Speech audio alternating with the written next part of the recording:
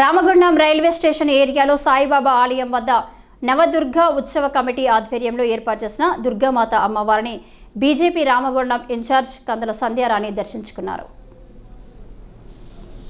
ఈ సందర్భంగా కందుల సంధ్యారాణి మాట్లాడుతూ అమ్మ దయ ఉంటే అన్నీ ఉన్నట్టే అన్నారు. దుర్గామాత ఆశీస్సులతో సమాజంలో శాంతి సమృద్ధి అభివృద్ధి చేకూరాలని ఆకాంక్షించారు.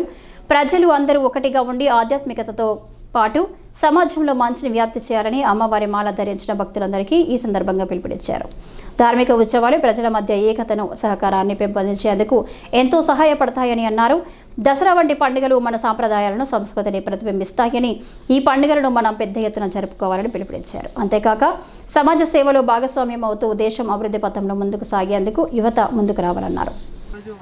పూజా కార్యక్రమంలో పాల్గొనడం అనేది మరి గొప్ప అనుభూతిగా అదృష్టంగా భావిస్తూ అమ్మవారి దీవెనలు ప్రజలందరిపై ఉండాలని మనస్ఫూర్తిగా ఆకాంక్షిస్తూ ఉన్నాను.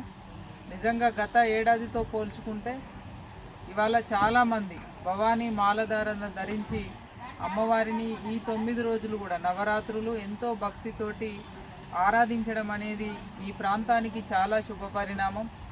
అందరి లోపల ఈ ఆధ్యాత్మిక భావన భక్తి భావన పెంపొందడం అనేది మంచి విషయంగా భావిస్తూ అందరూ కూడా ఇదే పద్ధతిలో ఉండాలని చెప్పి మన ముఖ్యంగా హిందూ పండుగలని గౌరవించాలి, తప్పకుండా కాపాడుకోవాలి.